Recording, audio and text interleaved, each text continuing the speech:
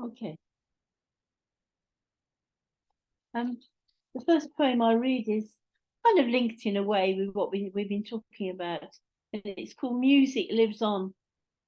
I always have music inside me, prompting my senses in various stages of dying or lighting me up to life.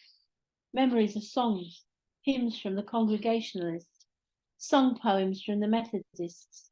Help us, loving Lord, to grow for thee, fragrant as the roses we would be. To the musical chanting in Latin in the Catholic Church, then the good old Church of England, so familiar, always with the old tunes. Playing Lieberstrom on the piano at school, accompanied by an elderly lady on a cello, tucked away in a tiny room for my music lesson. I preferred my walnut piano at home, sitting alone in the winter calm, playing in the ballroom of our Victorian apartment, paid for by the council after the Second World War.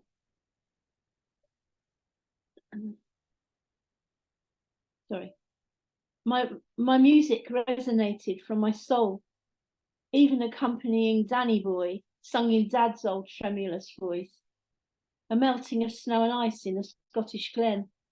I waxed my treasured possession, sitting like a waxwork in the winter chill. Electricity was always too expensive. Then who needed it? My fire was lit within. I failed my first exam being too nervous to play the Regal Baby Grand in a music school in Birmingham, taken there on a bus by my parents. It was difficult to pay. My mum complained from dawn to dusk. I was a waste of time and money after all. My teacher changed, I started again. My last exam, a great success. The Royal Schools of Music, grade 4, a merit. My voices were singing again. I was bought a new piano case in the finest shiny leather, which carried all my music, which stayed with me forever.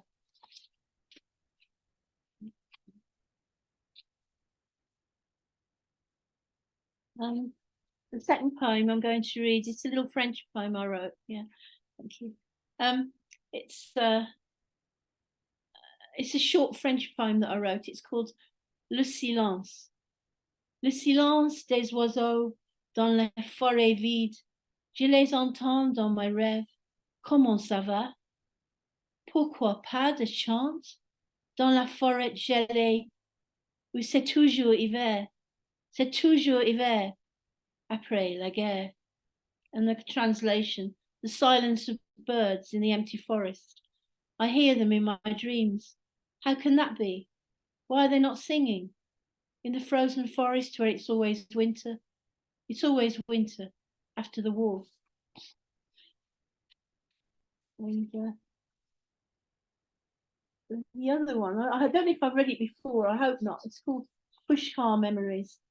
Because I've written a lot about Pushkar. It was very meaningful to me going there, you know. So Pushkar Memories. In the night, dreams can be furtive, hiding behind the shutters, flutter out unexpectedly, assertive yet unexplained. I levitate from my bed, just like in Pushkar, with a holy man in his ashram, going through his years of celibacy. He called us then, and he calls us now, into the future with the others, the birds and animals that he befriended, the seven sisters, monkeys and cows. I rise with them above the clouds, above the earth, beyond the galaxy, to my nether home among the stars. Come back to me, he cries. I can teach you Sanskrit, he declares. You will feed on mangoes and cauliflower in my eyrie in these hills brought by the boys. Never give up on me. You'll gain freedom of the soul. He calls us still, and he continues to dream for us as we slip into the mundane. Our kitchen in Plough, Brittany, eating sumptuous fare, yet nothing so good as sweet melon dripping down the chin.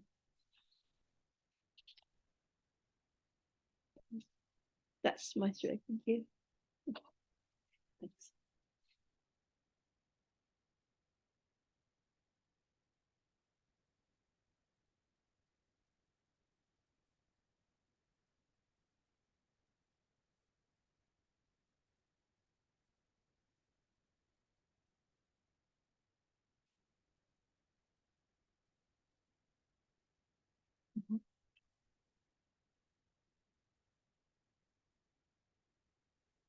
Members of Ashoka and Arjuna, witnessing the seraphim and cherubim on Easter morning, a triptych from the hagioscope in Canterbury Cathedral. Memories of warfare, echoes of Arjuna's battlefield, ghosts wandering across no man's land to Krishna. An apocryphal scripture in the aftermath of Stalingrad, listening to Rachmaninoff's symphony orchestra. A Franciscan friar in Andalusia arranged a morality play. Eve's dream in the church choir at the Synod of Whitby. Living in a Pentecostal Christian community, a lifetime. Adam's dream, a literary humanist family from Krakow, translating the word from Cyrillic, Aramaic to Coptic, remembering Dostoevsky and Solzhenitsyn's angst, surviving in an astrologer's family vault in Kathmandu, reading the Chronicles of Narnia and the Apocrypha, leaning from a balcony of Bougainvillea in Mexico City, listening to semi-demi-quavers of Nat's genuflecting, believing in the spirit of Adonai, crucified in Jerusalem, the transept of the cathedral in his resurrected body. The visions of Ezekiel are burning in my mind's eye.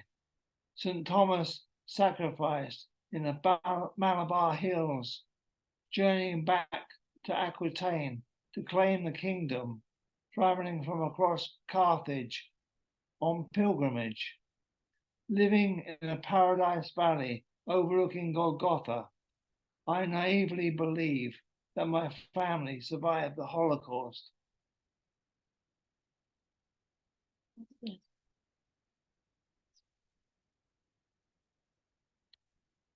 Flickering lights in the sky, over the edge of the clockmaker's planet Earth, listening to atomic particles spinning within space-time continuum. The time window is locked on the frontier lamp, looking for flickering lights in the time zone Hawaii, on the edge of an astrophysicist's image, remembering my chemistry. It's a matter of Einstein's axiom since testing on Bikini Atoll, the custom house in Polynesia, the Javanese or the Baltic, journeying back to the Sea of Tranquility, the Japanese campaign, tracking back across a time window to the Australian outback, crash landing at Roswell, Georgia, the first day of the meltwater, glaciers, black ice flows across Antarctica to the South Ural. It was all lit up in the desert mountains of our countryside regions, listening to radioactive waves from the bomb site via Orion, remembering Newtonian gravitas, soldiers of the nuclear winter, a longshoreman's perspective from Gaza to Sinai to Jerusalem, journeying back from medieval university in Salamanca to Egypt, over the edge of space-time continuum, Nagasaki and Hiroshima. Do you remember the firebombing of Dresden or Saigon? Thank you very much.